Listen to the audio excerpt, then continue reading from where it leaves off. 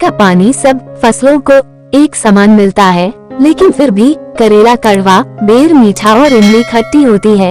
ये दोष पानी का नहीं है, बीज का है। वैसे ही भगवान सबके लिए एक समान है, लेकिन दोष केवल कर्मों का है। सत्संगत जी, प्यार से बोलना जी, धन निरंकार जी। उम्मीद करती हूँ आप सभी संत महापुरुष माता जी की कृपा से बहुत अच्छे होंगे। आप सभी का एक बार फिर से स्वागत है आपके अपने ही YouTube चैनल पर। आज का विषय है नालायक बेटा सबको मिले। सत्संगत जी, चैनल पर पहली बार आए हैं तो लाइक शेयर सब्सक्राइब करना ना भूले। वो नालायक पिताजी ने जोर से चिल्लाकर विशाल को आवाज लगाई, जो कॉलोनी में टैंकर से पानी भरने में व्यस्त था। गर्मी के दिनों में पानी की किल्लत के कारण 3 दिनों में ही टैंकर से पानी की आपूर्ति होती थी। आवाज सुनकर विशाल बोला, आया पिताजी। विशाल को पानी भरने के बाद के कामों की फहरिस्त संभाला दी गई थी। मंडी से सब्जी लाना, गेहूं पिसवाना और ऊपर छत की झाड़ू लगानी है। छोटा भाई विवेक इंजीनियरिंग प्रवेश परीक्षा की तैयारी में व्यस्त था।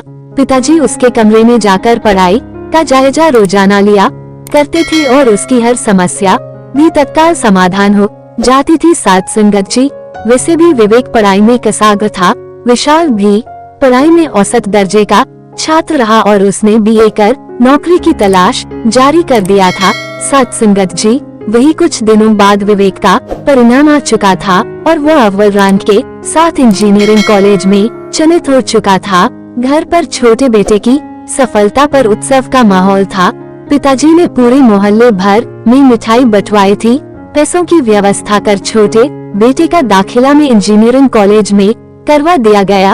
अगले ही महीने बड़े बेटे विशाल का भी बैंक में क्लर्क की पोस्ट पर चयन हो गया। पर आज घर में मां के सिवा किसी को भी इस सफलता पर बधाई देते हुए नहीं सुना गया। और सत्संगत जी, पिताजी स्वयं प्रशासनिक अधिकारी पद से रिटायर्ड हुए हैं, तो उनके लिए ऐसी सफलताएं मायने नहीं रखती थी, या यूं कहे कि इस पर खुशी जाहिर करना भी उनकी शान में कमी करने जैसा था। सत्संगत जी, माँ ने विशाल को गले से लगाया और आशीर्वाद भी दिया था। उसका मनपसंद गाजर का हलवा भी खाने में बनाया था।